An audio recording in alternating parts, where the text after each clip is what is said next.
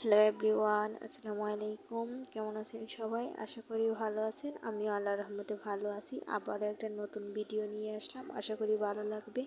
পুরো ভিডিওটা দেখার অনুরোধ রইল। টমেটো কাঁচামরিচ কেটে নিয়েছি। টমেটো আলু বেগুন দিয়ে তরকারি রান্না করব, তো আপনাদের সাথে একটু শেয়ার করব, তো দেখতে থাকেন।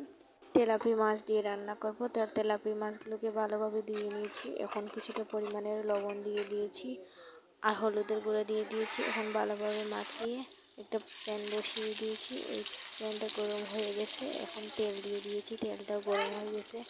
এই পর্যায়ে মাছগুলো ভালোভাবে দিয়ে দিব। বিরান করতে হবে, তো ভাজা ভাজা করে নিব মাছগুলোকে।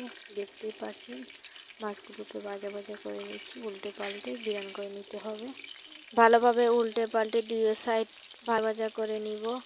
আমার চ্যানেলে নতুন হয়ে থাকলে প্লিজ চ্যানেলটা সাবস্ক্রাইব করে দিবেন, একটা লাইক করে দিবেন, অবশ্যই পাশে থাকবেন। আমিও সবার পাশে আছি। এগুলো দেখুন আমার হয়ে গেছে। এখন যেই পাতিলে রান্না করব এই পাতিলটা বসিয়ে দিলাম। তেলটা গরম হয়ে গেছে। এখন রসুন বাটা দিয়ে দিয়েছি। এখন রসুন বাটা দিয়ে ভালোভাবে নাড়াচাড়া করে এখানে দিয়েছি পেঁয়াজ বাটা। পেঁয়াজ বাটা পরিমাণ মতো দিয়ে দিয়েছি। এখন আবার নাড়াচাড়া করে মশলাটাকে ভালোভাবে কষিয়ে নিব। এখানে কোনো পানি অ্যাড করিনি, এমনিতেই কষিয়ে নিচ্ছি।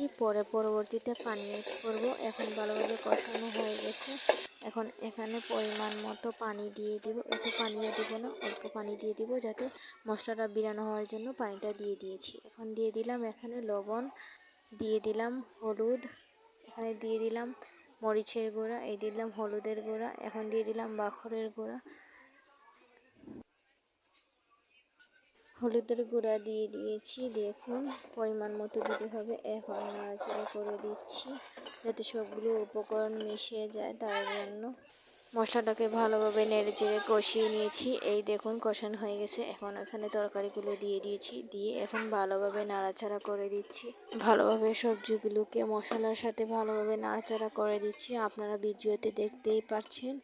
ভিডিওটা ভালো লাগলে অবশ্যই একটা লাইক করে দিবেন, চ্যানেলটা সাবস্ক্রাইব করে দিবেন, আর আমার ভিডিওটা কেমন হয়েছে অবশ্যই কমেন্টে বলবেন। তরকারিগুলোকে নাড়াচাড়া করে দিচ্ছি। এখন বেশ কয়েকটা কাঁচামরিচ কুচি কেটে ভালোভাবে দিয়ে দিয়েছি উপর দিয়ে। এখন আবার আলতো করে নাড়াচাড়া করে দিচ্ছি। নাড়াচাড়া করে এখানে জল অ্যাড করে দিব পরিমাণ মতো, যাতে সবজিগুলো সিদ্ধ হয়ে যায়। পানি দিয়ে ভালোভাবে নাড়াচাড়া করে দিচ্ছি যাতে মশলাটা ভালোভাবে সবজির সাথে মিশে যায়। দেখুন আমার তরকারিটার মধ্যে এখন দিয়ে দিয়েছি টমেটোগুলো আগে দিয়ে নিই যাতে পুরোটা গলে যাবে, এই জন্য এখন দিয়ে দিলাম। টমেটোগুলো দিয়ে একটু নাড়াচাড়া করে দিচ্ছি। এই পর্যায়ে মাছগুলোকে দিয়ে দিয়েছি, কারণ টমেটোর সাথে মাছগুলো হয়ে যাবে। দেখুন টমেটো আর মাছ দেওয়া শেষ। আলতো করে ভালো করে একটু মিশিয়ে নিচ্ছি। এই দেখুন এখানে জল অ্যাড করে দিচ্ছি, আর জল দিব না। যা মজে যা থাকে তাই, বেশিও দিব না কমও দেব না। পানিটা দেখুন পরিমাণ মতো দিয়ে দিয়েছি। দিয়ে ভালোভাবে নাড়াচাড়া করে দিচ্ছি। আলতো করে নাড়াচাড়া করতে হবে, তা নাহলে মাছগুলো ভেঙে যাবে।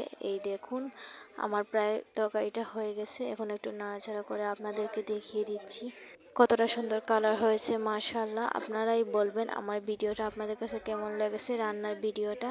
আপনাদের এত সুন্দর সুন্দর এত ভালো ভালো কমেন্ট দেখে আমার উৎসাহটা একটু বাড়িয়ে দেয়। তো আমার ভিডিওটা এই পর্যন্তই। সবাই ভালো থাকেন, সুস্থ থাকেন। আল্লাহ হাফেজ। পরবর্তী ভিডিও নিয়ে আবারও চলে আসবো।